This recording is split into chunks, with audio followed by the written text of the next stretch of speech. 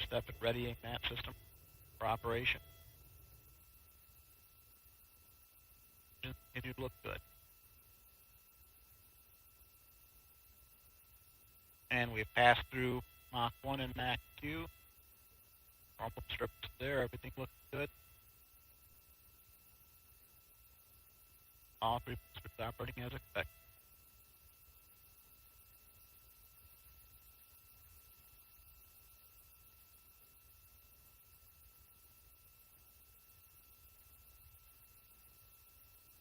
All three boosters operating as expected. Everything looks good. And we fired the power valve, pressurizing the reaction control system on the second stage. Pressure's coming up. Everything looks good there.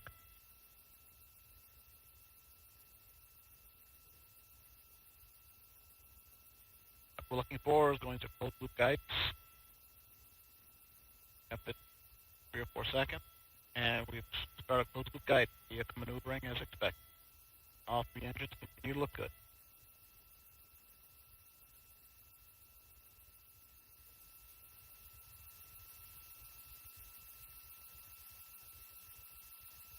And we are 3 minutes to core BECO.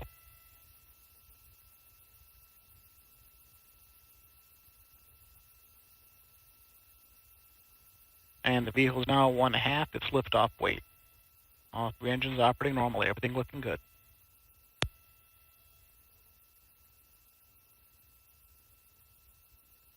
And the vehicle's now 29 nautical miles in altitude, 64 miles downrange, traveling at 5,300 miles per hour. Everything continues to look good.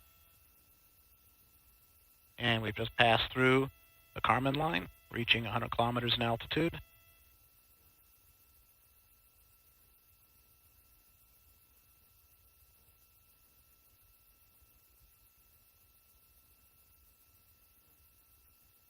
Everything looking good.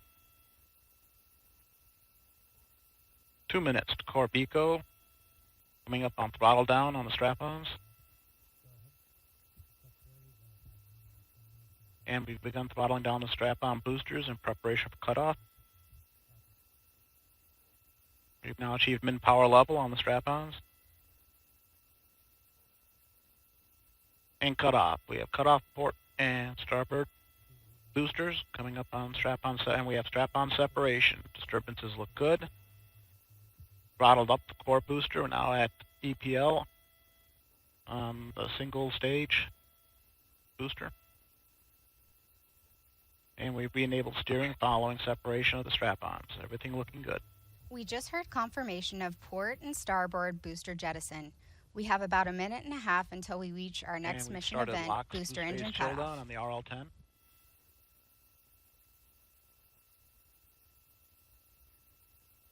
One minute to core BECO.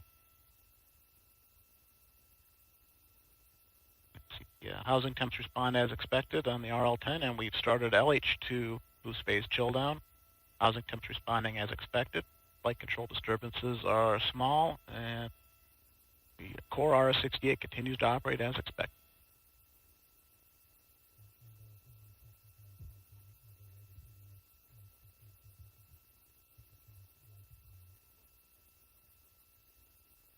About 20 seconds to our next mark event, throttling down the core booster in preparation for BECO.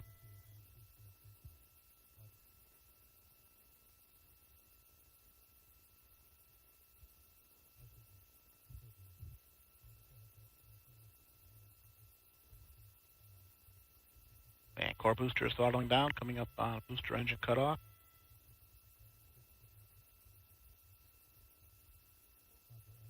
And we have BECO. Cut off on the booster, everything looking good.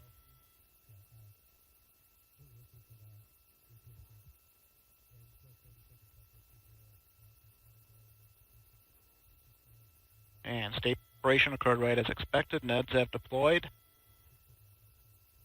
And we have pre-start, start, and full thrust. RL-10 is up and running normally. Everything looking good.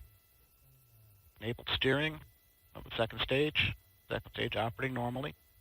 Coming up on bearing separation.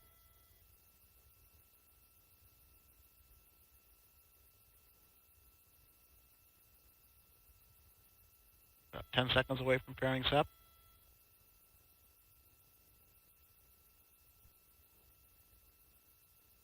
5 seconds to fairing sep, and we have fairing separation. Disturbances look good. Upper stage is operating normally.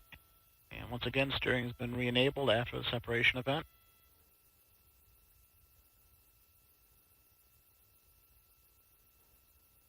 This is Delta Mission Control at T plus 6 minutes and 55 seconds. We just heard flight commentator Rob Gannon confirm the successful completion of the early phase of today's flight, and all systems continue to operate nominally. While the mission has just begun, we did just see liftoff of the last Delta rocket. Here's ULA President and CEO Tory Bruno. Well, good afternoon. A lot of you know that the Delta IV Heavy is, of course, the most metal of all rockets, setting itself on fire before it blasts into space. But I also want to talk about its tremendous contribution to our nation, to exploration, to national security. The Delta IV Heavy still today flies missions that no other rocket can fly. Soon Vulcan will pick up that mantle, and we're going to retire this venerable rocket that has made so much important work for our country. And I want to thank everyone who has been involved with the Delta IV Heavy. We have many employees who are here for the very first Delta IV launch, who are still here now for the last Delta IV launch to send off this great vehicle into its well-earned retirement. Thank you all. Hi everyone, I'm now joined by ULA's Launch System Director, Bill Cullen. Bill, thank you so much for joining us today. Oh, thanks for having me, Andrea. We just saw a really magnificent launch for the last time. This has a little bit of a special meaning to you, is my understanding, because you started your career working on the Delta program. I did. So tell us a little bit about what this experience means to you. Well, so it is bittersweet, yeah. but it's very exciting, and it's a great evolution. And everything that Delta has done, Delta 2, Delta 4, Atlas 5 is being done better on Vulcan. And so this is a great evolutionary step. And it is bittersweet to see the last one, but there's great things ahead. So. It is. It's exciting too. I know you and I have worked on Vulcan for a long time. So it's exciting to see it, but bittersweet, obviously, to be the last one. This Delta Heavy configuration is obviously a fan favorite. I know you've seen the most heavy metal of rockets. So definitely a unique and cool configuration. What is it about the Delta Heavy that makes it so special? Well, so two things. It all boils down to the mission capability, so which is lift capability in many ways, and then on orbit. But the lift capability, the no solid motors, pure liquid, the 3 strap-ons, the slow, majestic liftoff really is just inspiring. Yeah. And there's nothing like it. You know, it makes your heart go. I really felt it. Like, I feel like more than any other rocket launch, you really feel it in your bones and in the vehicle. So it's just such a cool thing to see, and kind of sad for it to be the last one. So speaking of last, let's talk a little bit about first. So earlier in January, we experienced our first Vulcan rocket. Went off pretty flawlessly, in my personal opinion, Absolutely. which is kind of a big deal for the first one. We also have an exciting time coming up with the first crew flight test coming up here very shortly, actually. So with all those firsts, you know, we are looking at one of our lasts with the Delta configuration in the Delta Heavy. So what would you say was this program's greatest accomplishment?